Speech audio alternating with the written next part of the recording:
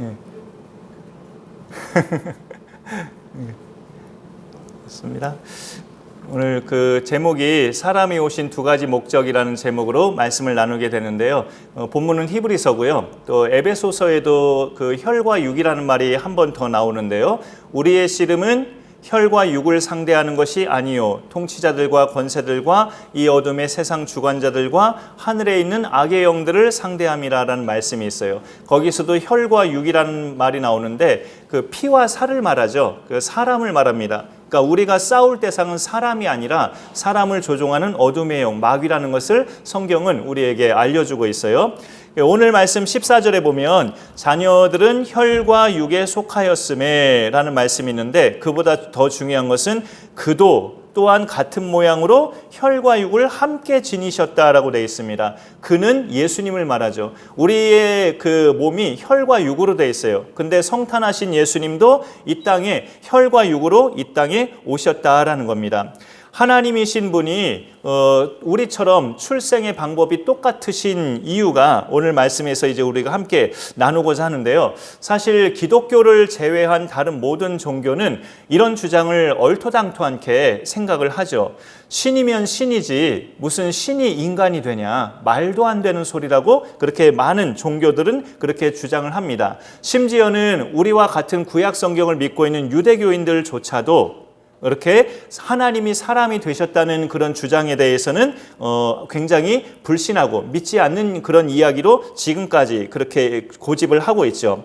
그러나 성경은 하나님께서 사람이 되실 수밖에 없는 이유를 뚜렷하게 밝히고 있어요. 그래서 오늘 말씀의 제목이 사람으로 오신 두 가지 목적이라는 제목인데 히브리서 오늘 내용을 보면 하나님이신 예수께서 우리처럼 피와 살 혈과 육을 지니신 상태로 이 땅에 오셨다라는 건데요. 그 한 가지 목적은 마귀를 멸하시기 위함이라고 알려주고 있어요. 14절 중반쯤에 보면 혈과 육을 함께 지니심은 죽음을 통하여 죽음의 세력을 잡은 자, 곧 마귀를 멸하시며 죽음의 세력을 잡은 마귀를 멸하시기 위해서 이 땅에 오셨는데 사람처럼 오신 이유가 그 이유라는 것이죠.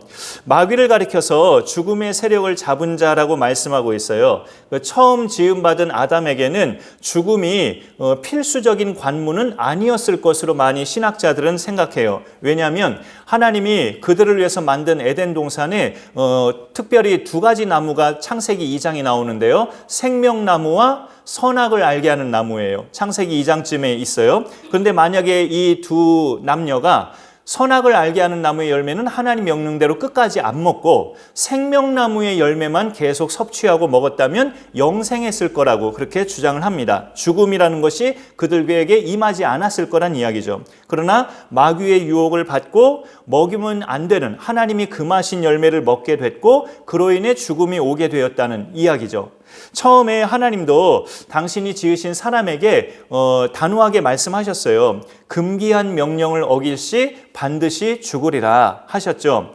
죽음을 말씀하신 분은 하나님인데 죽음을 가져다 준 대상은 마귀예요. 말씀하신 분과 가져다 준 대상이 이렇게 다릅니다. 장본인은 마귀입니다. 그래서 모든 사람이 죄를 범해서 하나님 말씀처럼 우리도 믿는 자들도 죽음을 피할 수 없게 됐는데 이거를 가리켜서 죄와 사망의 상태에 빠져서 사는 인간이다라고 성경은 표현을 해요. 죄와 사망의 상태로 살아가는 인간을 그렇게 죄와 사망에 계속 허우적대도록 거기에 계속 놔두면서 그렇게 인간을 다스리는 왕처럼 군림하는 존재가 사단 마귀라고 성경은 말하고 있습니다. 그래서 마귀를 죽음의 세력을 잡은 자라고 말을 해요. 예수님이 사람으로 성탄하신 중요한 목적이 마귀의 그 일을, 그 죽음의 세력을 잡은 자 그 마귀를 멸하시기 위함이라고 말하고 있습니다. 그런데 멸하시는 방법이 뭐냐? 자기가 죽으시는 거예요. 멸하시는 방법이 자기가 죽으셔서 도저히 사람은 죽음의 문제를 해결하지 못하는 그 극심한 공포와 불행을 자기가 죽으셔서 해결을 보신 겁니다. 누구나 한 번은 죽지만 성경을 우리가 잘 보면 두 번 죽은 사람들이 간간히 있어요. 예수님이 중간에 다시 살리셔서 또 이렇게 구약시대에도 선지자 엘리야와 엘리사가 다시 살린 그 아들들이 있었죠. 그 다음에 또 사도가 살린 그런 사람도 있고요. 간간히 그들은 이제 죽다가 다시 살아났는데 그들의 다시 살아남을 성경은 부활이라고 절대 말하지 않아요. 왜냐하면 세월이 지나서 다시 또 죽었으니까. 부활은 다시는 죽지 않을 몸으로 살아난 게 부활이에요. 그거를 제일 처음 하신 분은 예수님이고요. 그래서 그 부활을 위해서 먼저 하신 일이 죽으신 거고, 죽으시려고 먼저 하신 일이 성탄하신 일입니다. 이 땅에 사람으로 오신 일이죠. 예수님의 단 한 번의 죽음은 하나님께 형벌을 받는 건데요. 그 형벌의 그 방식은 십자가 틀에서 형벌받는 거였죠. 예수님 개인으로서는 너무나 가혹한 형벌이었지만 그 덕분에 인간에게 죽음을 가져다 준 마귀를 멸하셨어요. 예수님이 그렇게 죽으심으로. 멸한다는 말은 사전적으로 이제 없어진다는 말인데요. 존재가 없어지는 게 멸해지는 거죠. 그래서 나라가 멸망했다 이런 말은 나라가 없어졌다는 뜻이잖아요. 근데 마귀는 지금도 활동하고 있어요. 멸해진 게 아니고. 우리 믿는 자들은 영적으로 느낄 수 있죠. 여전히 간혹 우리를 시험에 들게 만들기도 하고 여전히 하나님과 멀어지게 발버둥 치는 존재가 마귀로 지금도 있어요. 우리가 흔히 갖는, 정말 흔하게 갖는 누구에 대한 미움의 감정, 또 그 사람을 나쁘게 말하는 것, 이간질, 내 잘못을 남에게 덮어 씌우는 행동, 해서는 안 될 짓을 굉장히 하고 싶은 충동, 이건 전부 마귀가 우리 마음에 가져다주는 독소들이에요. 여전히 마귀는 존재합니다. 멸해진 게 아니고. 그리고 야고보서나 베드로전서에 보면 마귀를 대적하라, 마귀의 밥이 되지 않도록 근신하라, 깨어있으라 이런 당부의 말씀이 있어요. 그런 말씀들을 보면 마귀는 아직도 생생히 살아 있습니다. 그런데 오늘 말씀에 보면 예수님의 죽으심과 부활로 마귀는 멸해졌다고, 마귀를 멸하시기 위해서 예수님이 죽으신 거라고 그런 식으로 말씀하는데, 그럼 성경은 서로 모순된 이야기인가 생각이 되죠. 다른 본문에는 이렇게 표현이 되어 있어요. 마귀를 멸하심이라고 오늘 말씀은 그렇게 되어 있지만 다른 본문에는 조금 다르게 표현되어 있습니다. 참고 말씀 하나 같이 우리가 보겠습니다.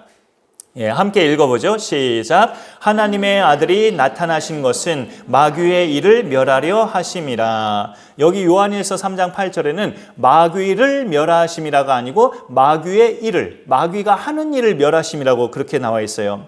예수님이 이 땅에 오신 것은 마귀가 그렇게 즐겨서 하는 일, 그걸 멸하심이라고 한다는 거죠. 마귀가 하는 일이 뭡니까? 방금 전에 제가 언급했던 누구에 대한 미움, 비방, 이간질, 거짓말 등을 비롯해서 각종 죄를 짓게 만드는 일이 마귀가 하는 일이에요. 그렇게 해서 우리를 넘어뜨리려는 것이 마귀가 하는 일인데 예수님은 그 일을 멸하시려고 이 땅에 오셨다는 거죠. 그러니 우리가 예수님 안에 있으면 마귀가 하는 그런 일에 우리는 넘어지지 않을 수 있습니다. 2000년 전에 예수님이 성탄하신 일은 마지막 때에 오실 일과 동떨어진 게 아니라 하나로 이어져 있어요. 2000년 전에, 지금이 주후 2023년이니까 뭐 정확하게 따질 수는 없지만 2023년 전에 예수님이 오셨죠. 우리가 BC와 AD가 예수 오심으로 나누어지잖아요. 그러니까 2023년 전에 예수님이 오셨다 치고 그걸 성탄이라고 말을 해요. 성탄. 그리고 언제일지 모르지만 다시 오시는 것을 재림이라고 말을 해요. 성탄과 재림은 동떨어진 사건이 아니에요. 하나로 이렇게 쭉 이어진 사건이기 때문에 예수님이 성탄하신 것이 마귀를 멸하려 하심이라고 말을 하고 있는데 마귀는 아직도 살아있는데? 이렇게 생각할 수 있지만 성탄과 재림이 연결되어 있기 때문에 완전한 멸망은 예수님의 재림 때에 이제 이루어지죠. 그런데 성경에서 말씀하는 멸망은 없어지는 게 아니고요. 존재가 없어지는 게 아니고 영벌에 처해지는 걸 멸망이라고 해요. 존재는 안 없어지고 영벌에 처해지는 것을 성경은 멸망이라고 합니다. 이 두 번째 참고 말씀을 또 보죠. 이 말씀을 보면 마귀는 없어진 게 아니에요. 이 말씀을 보면 같이 읽어보죠. 또 그들을 미혹하는 마귀가 불과 유황못에 던져지니 거기는 그 짐승과 거짓 선지자도 있어 세세토록 밤낮 괴로움을 받으리라. 이게 최후의 멸망인데요. 마귀와 그 마귀를 따른 모든 주님을 불신했던 자들, 그런 대상들이 멸망된다는 것이 존재가 없어지는 게 아니고 세세토록 괴로움을 받으리라. 존재해요, 계속. 영벌의 지옥에서. 그러니 성경에서 말씀하는 멸망은 없어지는 게 아니라 영벌을 받는다는 그런 뜻으로 우리가 이해할 수 있죠. 예수님이 다시 오시고서 마귀는 완전히 멸해지는데 저렇게 영원한 불못에서 영원히 고통받는 것을 멸망이라고 이야기를 합니다. 거기서는 빠져나오는 것 자체가 불가능이기 때문에 천국 백성으로 살아갈 우리하고는 전혀 만나질 일이 없죠. 저기에 빠져있는 대상들과는. 그러나 이 세상에서는 아직은 아니죠. 이 세상에서는 막말로 맨날 마귀를 만날 수 있어요. 우리가 참지 않고 입에 욕을 했다. 그럼 그 순간 내가 마귀를 만난 거예요. 이 세상에서는 아직도 마귀와 더불어 살아가고 있다고 해도 과언이 아니에요. 여전히 활동하고 있습니다. 그러나 예수님의 십자가 죽으심으로 마귀의 상태는 치명상을 입었어요. 치명상. 창세기 3장 15절에 하나님이 뱀에게 예고하신 말씀이었죠. 여자의 후손은 네 머리를 상하게 할 것이요 너는 그의 발꿈치를 상하게 할 것이라 라는 말씀. 이 말씀을 원시복음이라고 해요. 하나님이 처음 밝히신 복음. 여자의 후손이 네 머리를 상하게 할 것이다. 동정녀 마리아에게서 태어날 예수님이 십자가에 죽으심으로 마귀는 머리에 치명상을 입게 됐습니다. 치명상. 총을 맞을 때 발에 맞으면 안 죽지만 머리에 맞으면 거의 죽는 거죠. 근데 예수님이 십자가에 달려 죽으심으로 말미암아 마귀는 머리에 치명상을 입었어요. 지금도 계속 그 치명상을 입은 상태예요. 마귀를 치료해 주는 사람은 아무도 없으니까. 그래서 말하자면 무슨 말을 하고 싶은 거냐? 우리는 얼마든지 이길 수 있다는 거죠. 마귀가 치명상을 입은 상태이기 때문에 우리가 믿음을 지키고 살아가면 얼마든지 마귀는 이길 수 있다는 뜻입니다. 이 말은 우리가 마음을 선하게 지켜서 마귀를 이긴다는 뜻이 결코 아니에요. 아무리 치명상을 입은 마귀라도 사람이 스스로 이길 수는 없어요. 마귀를. 원래 하나님을 돕는 천사로 지음받았잖아요. 천사로 지음받아서 흔히 마귀를 타락한 천사라고 이야기를 하죠. 자기가 하나님과 같이 높아지고자 교만에 빠졌다가 결국은 그 천사의 자리를 떠나서 마귀라는 존재가 돼버렸잖아요. 영적인 존재예요. 그러니까 원래부터. 그러니까 이 육신을 가지고 사는 사람보다는 훨씬 더 강하죠. 우리 힘으로는 이길 수 없어요. 그럼 우리가 어떻게 마귀를 이길 수 있을까요? 이게 바로 예수님이 이제 사람으로 오신 두 번째 목적에 해당하는 건데, 예수님이 사람으로 오신 목적 또 하나는 종노릇하면서 사는 우리를 놓아주시기 위해서 오신 겁니다. 그러니 예수님을 믿고 그 종노릇하는 삶에서 노임을 받은 사람은 마귀를 이길 수 있어요. 뭐에 우리가 종노릇하고 있었을까요? 예수님 믿기 전까지 15절에 보면은 또 죽기를 무서워함으로 한평생 매여 종노릇하는 모든 자들이라고 되어 있습니다. 우리가 뭐에 종노릇했냐면 우리 스스로가 인정할 수도 있고 글쎄 나는 아닌데라고 안 인정할 수도 있겠지만 죽음의 두려움, 그 죽음의 두려움에 종노릇하며 살았대요. 모든 사람은 예수님 만나기 전까지 죽음이라는 것이 제일 공포고 두렵고 그거에 종노릇하며 산다는 뜻이에요. 내가 인정을 하든 인정하지 않든. 근데 은근히 맞는 말입니다. 사람에게 가장 큰 두려움은 죽음이죠. 그 죽음 이후의 세계는 한 번도 경험해 본 적이 없으니까 그 공포에서 조금이라도 벗어나고자 사람들은 흔히 하는 운동도 하고 건강식단도 신경 써서 만들어 먹고 의료 혜택도 받으면서 살아가고 있어요. 근데 거기서 더 나아가서 나이가 들어도 젊게 보이고 싶어서 얼굴을 뜯어고치기도 하고 수술도 하고 막 그러죠. 어떻게든 죽음과는 멀어지고 싶어서 어떻게든 오래 살고 싶어서 사람들은 집착을 하는데 그렇게 사는 인생을 오늘 말씀에서 죽기를 무서워하는 인생, 죽기가 무서워서 한평생 매여 종노릇하는 사람들이라고 그렇게 말하고 있어요.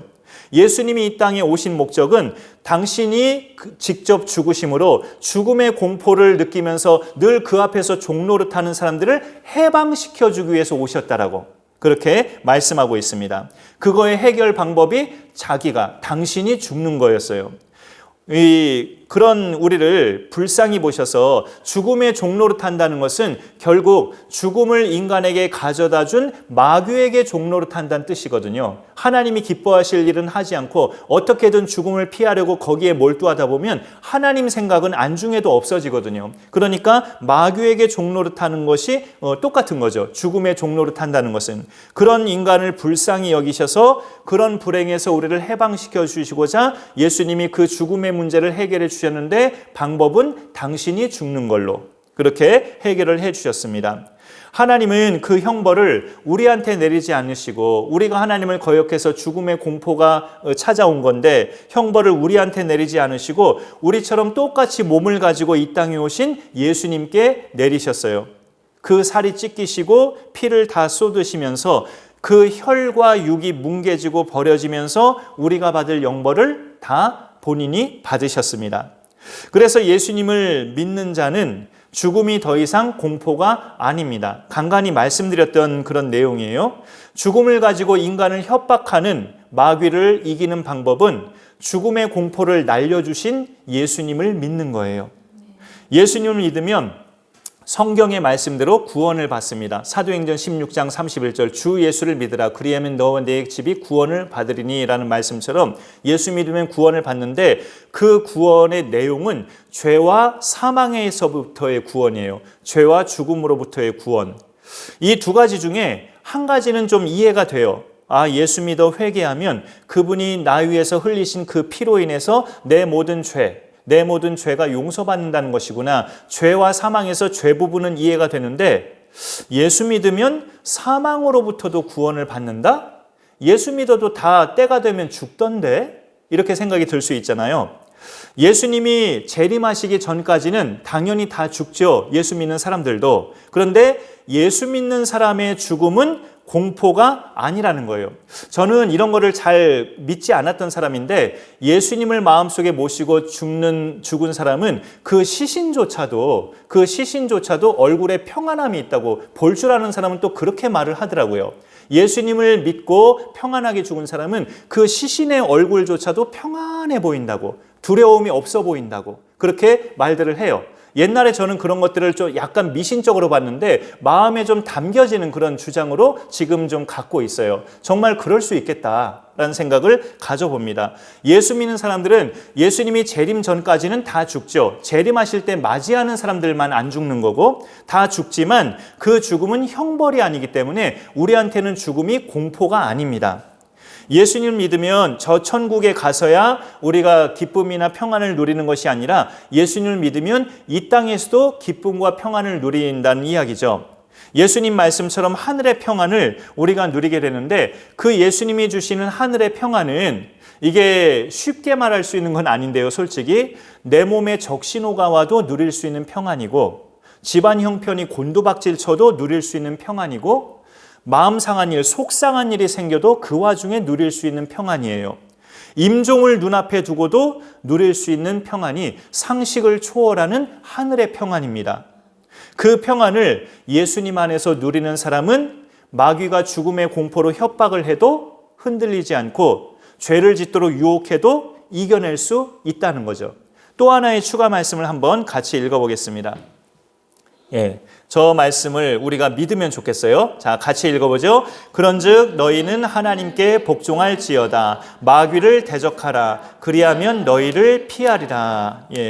저 말씀에 보면은 아까 말씀드렸잖아요. 마귀는 영적인 존재이기 때문에 아무리 치명상을 입었어도 우리보다는 훨씬 강하다고. 근데 여기 놀라운 말씀은 마귀를 대적하면 마귀가 무서워서 피한다는 말씀이에요. 상당히 흥분되는 말씀이기도 하죠. 내가 마귀를 대적하면 마귀가 피한다고? 하면서 우리가 의아심이 들 만한 말이지만 믿음으로 받는 말씀이 되면 좋겠어요.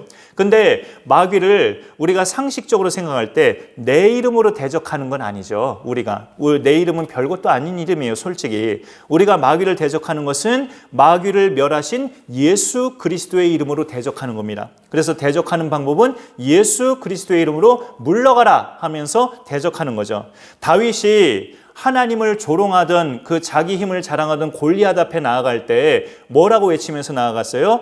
나는 만군의 여호와의 이름으로 너에게 나아가노라. 물맷돌 돌리면서 나아갈 때 만군의 여호와의 이름으로 나아간다고 골리앗 앞에 외쳤죠. 그 만군의 여호와 이름이 하나님의 이름인데 우리는 이 땅에 오신 하나님 예수 그리스도의 이름으로 마귀를 대적하면 되는 거예요.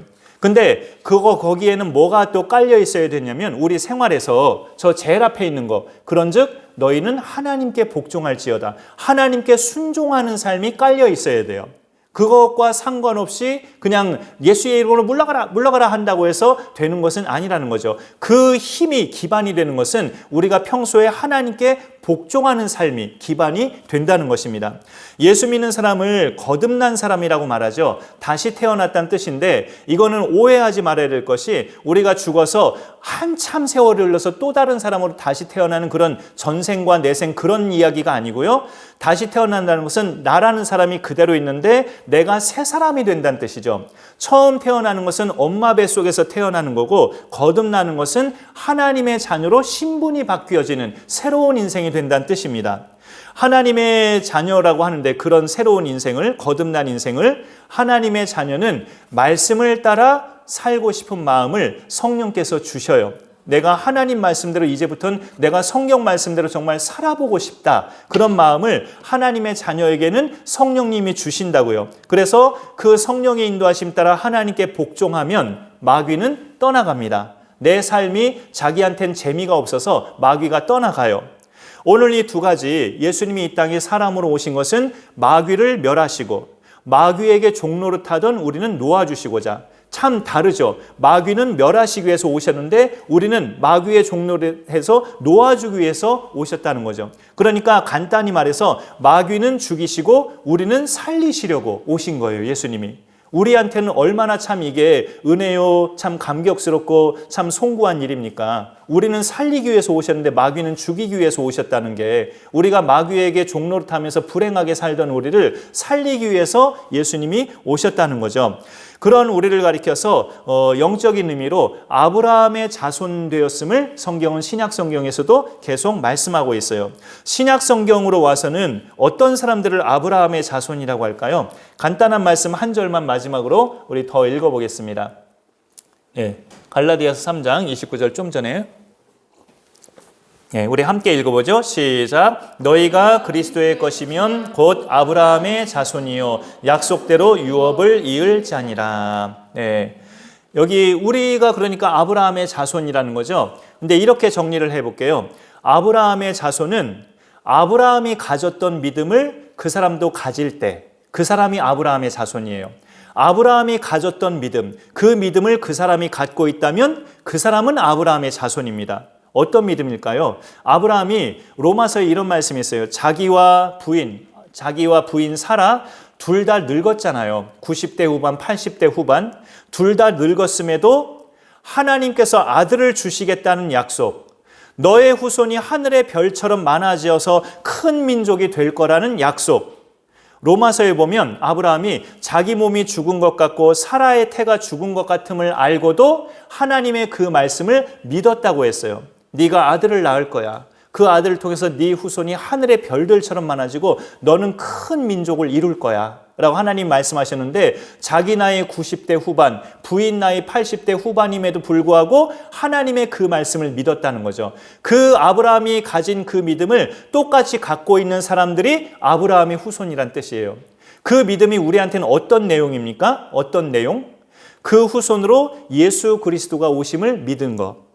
그가 우리 때문에 십자가에 달려 죽으셨는데 죽은 자 가운데서 다시 살아나셨음을 믿는 것. 그 예수님과 함께 우리도 하나님의 자녀, 하나님의 상속자가 되는 것을 믿는 것. 이 믿음을 가진 사람은 아브라함이 가진 믿음과 똑같은 믿음을 가진 거예요. 그러니 그 사람을 가리켜서 아브라함의 자손이라고 말을 합니다. 그 아브라함의 자손을 오늘 천사들과 대조를 하고 있는데요. 16절에 이는 확실히 천사들을 붙들어 주려 하심이 아니요 오직 아브라함의 자손을 붙들어 주시려 하심이라. 예수께서 이 땅에 오셔서 마귀를 멸하시고 마귀에게 종노릇하던 우리를 놓아주려 하신 것은 천사들을 위해서 그렇게 하신 것이 아니라 우리를 위해서, 사람을 위해서 그렇게 하신 거라는 말씀이죠.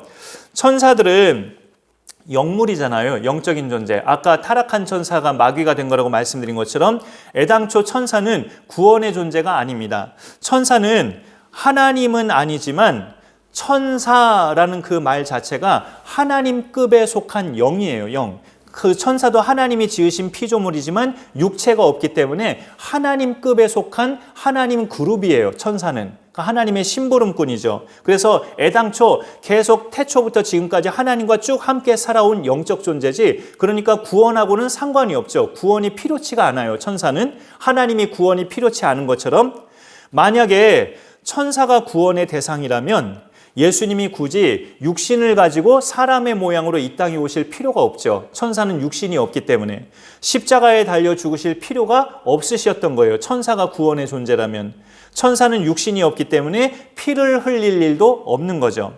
구원의 대상은 오직 인간입니다. 하나님의 형상으로 지음받은 인간만이 구원의 대상이에요. 그래서 예수님이 우리처럼 혈과 육, 피와 살을 가진 신체 조건을 가지고 마리아의 몸에서 이 땅에 성탄하셨습니다. 하나님을 거역한 우리를 대신해서 그 몸으로 하나님의 형벌을 받으시고자, 이거를 가리켜서 오늘 말씀에서는 오직 아브라함의 자손을 붙들어 주려 하심이라고 표현을 합니다. 이 아브라함의 자손을 14절 제일 초반에 보면 자녀들이라고 나와 있어요. 자녀들. 아브라함의 자손은 자녀들이래요. 당연히 하나님의 자녀들을 뜻하는 이야기죠. 원래 예전에도 말씀드렸지만 원래 하나님의 자녀, 하나님의 아들은 예수님만 해당이 돼요. 예수님만 하나님의 아들이고 우리는 감히 하나님을 아버지라고 부를 수 있는 자녀급에 들어올 수 없는 죄인들입니다. 하나님 앞에서 보면 대역 죄인이죠. 내가 뭘 그렇게 죄를 지었다고 생각할 수 있지만 아담 후로 모든 사람들은 죄인으로 태어난다고 성경이 선포하고 있어요. 그래서 성경책으로 2장 11절을 좀 보면요. 성경책으로 보셔야 되는데요. 거룩하게 하시는 이와 거룩하게 함을 입은 자들이 다 한 근원에서 난지라. 그러므로 형제라 부르시기를 부끄러워하지 아니하시고 라는 말씀이 있어요. 거룩하게 하시는 이는 십자가에 달리신 예수님이고 거룩하게 함을 입은 자들은 우리입니다. 예수 믿는 자들. 그러니까 이 둘이 형제가 됐다 이거죠. 예수님과 우리가 형제가 됐어요. 그러면은 예수님도 하나님을 아버지라고 부르시지만 원래부터 부르셨지만 우리도 이제 예수 믿은 후로는 하나님을 아빠, 아버지라고 부를 수 있게 되었다라는 거죠. 예수님 덕분에 우리가 예수님과 똑같이 하나님의 상속자, 하나님의 것을 받는 상속자가 된 건데 이거를 예수님은 신경질 내지 않으셨다는 거예요. 부끄러워하지 않으셨다는 이야기입니다. 하나님을 향해서 내가 왜 저런 것들과 동급이 돼야 합니까 아버지? 이러지 않으셨어요. 나는 저들을 위해서 십자가에서 죽기까지 했는데 저들은 나처럼 살기는커녕 하나님을 실망만 시켜드리면서 사는데 내가 왜 저런 것들과 나란히 아들이 돼야 되고 상속자가 돼야 합니까? 하나님을 향해서 예수님이 따지지 않으셨다고요. 우리를 부끄러워하지 않으셨어요. 애당초 이 땅에 오신 방법 자체가 우리처럼 신체를 가진 사람으로 오셨잖아요. 그게 무슨 뜻이냐면 우리를 위해서 오셨다는 뜻이죠. 자기가 사람으로 오셔서 우리 대신 죽으려고 그렇게 오셨다는 뜻이기 때문에 우리를 그렇게 부끄러워하실 이유가 없죠. 오히려 당신이 그렇게 죽으심으로 우리가 예수님 안에 거하게 됐다면 그 일이 예수님으로서는 가장 기쁘고 우리한테는 말할 수 없는 은혜가 되는 겁니다. 우리를 부끄러워하지 않으신 예수님, 우리의 행복을 위해서 죽음의 세력을 잡은 자 마귀를 멸하시고 죽음의 공포 앞에서 종노릇하면서 어떻게든 오래 살고 싶어서 죽음의 두려움 속에 사는 우리를 불쌍히 여기셔서 당신이 대신 죽으시고 우리는 놓아주셨습니다. 이 목적 때문에 예수님이 성탄하셨어요. 우리에게 기쁨과 소망은 예수 그리스도인 것을 늘 인정하고 기억하며 살면 좋겠습니다.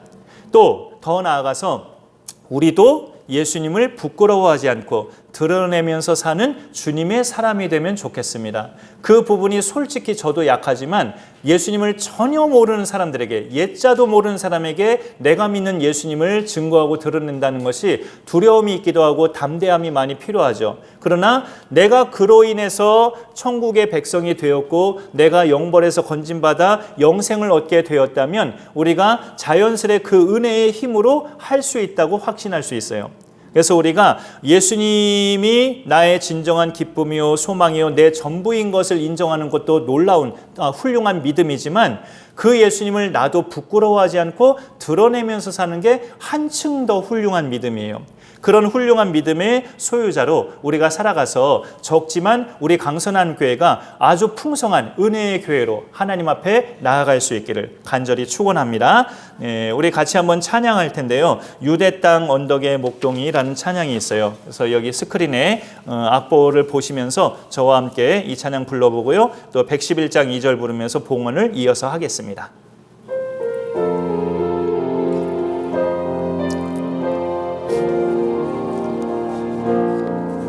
유대 땅 언덕에 목동이 서 있네. 소망이 사라진 곳을 향해 이때에 구세주 탄생하셨다는 천사의 소리 들려왔네. 호산나 호산나 온 땅이여 찬양해. 참 소망의 주 오심을. 세상은 여전히 어둡게 보여도 주님은 왕의 왕 주 예수.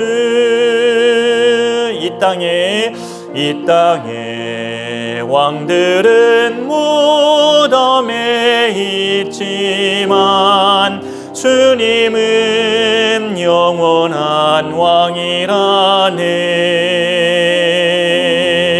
주님의 놀라운 사랑과 은혜는 이 세상 원수를 이겼네.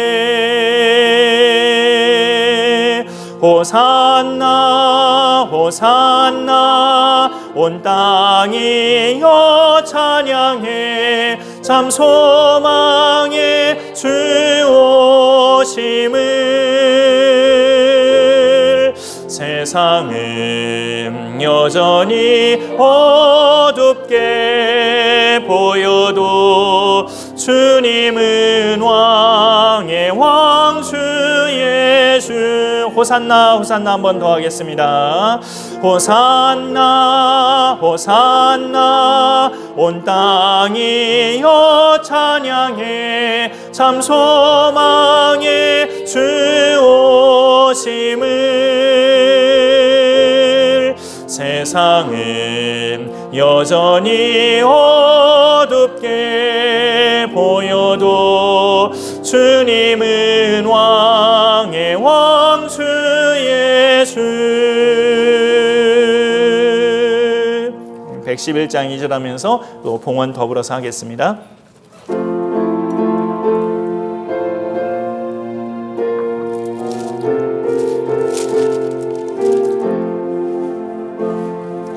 주께서 주시는 은혜 한없이 크오니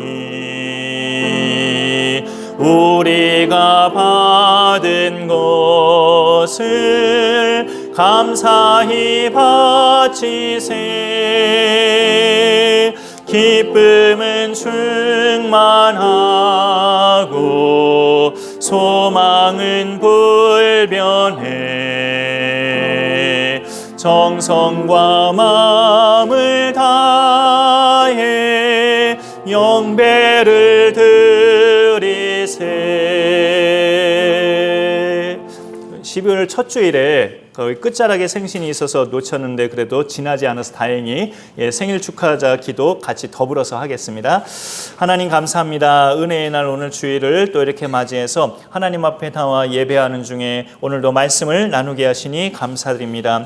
이 땅에 해마다 1년씩 꼬박꼬박 돌아오는 크리스마스, 이 성탄절의 의미를 이 지구상에서 아는 사람들이 과연 얼마나 될까 우리가 또 궁금함도 가져보게 됩니다. 교회 안에 있다는 사람들도 이 날이 많이 세속화되어 있는 것을 참 많이 깨닫게 됩니다. 우리는 성경을 통해서 다시 한번 예수께서 이 땅에 성탄하신 것이 우리를 불행에 빠뜨린 마귀를 멸하시고 우리가 그 죽음의 공포의 종노릇하면서 매여 살던 우리를 놓아주시기 위해서 죄로부터 해방시켜주기 위해서 이 땅에 성탄하셨음을 말씀을 통해 다시 한번 깨닫게 됩니다. 그 은혜와 사랑을 감사드리며 언제나 하나님을 힘입어 예수 그리스도를 힘입어 승리하는 우리의 삶이 되게 하여 주옵소서. 오늘도 각자의 믿음 따라 귀한 예물을 하나님께 바치게 하시니 감사드립니다. 이들의 형편과 삶을 하나님께서 하시오니 날마다 때를 따라 돕는 은혜가 그 가정과 그 삶에 넘치도록 채워지는 귀한 복으로 하나님 함께하여 주옵소서. 믿음 지켜주시고 육신의 건강 지켜주시고 생업의 복을 주셔서 하는 일마다 기름 부어주셔서 하나님 은혜 가운데 차고 넘치는 은혜의 복들이 가정마다 이루어질 수 있도록 하나님 함께하시고 그 개인적으로 매여있는 모든 문제들이 주님 안에서 해결받는 귀한 축복도 하나님 베푸시고 함께하여 주옵소서. 11월 끝나갈 즈음에 또 생일을 맞이하시는 임영숙 집사님을 주님께서 기억하여 주시고 이 땅에 뜻이 있어서 하나님께서 보내셨사오니 평생 사시는 동안에 늘 예수님 믿으며 그 믿음 가운데서 하나님의 자녀됨으로 승리하시는 복된 삶이 될 수 있도록 인도하여 주옵소서. 몸의 건강도 항상 지켜주셔서 가정을 또 이끌어 가시기에 부족함이 없게 하시고 삼남매가 이제 또 방학에 들어갔는데 방학 기간 동안에도 집사님 강건하게 붙잡아주셔서 귀한 자녀들과 또 오 선생님과 함께 아름다운 가정이 또 잘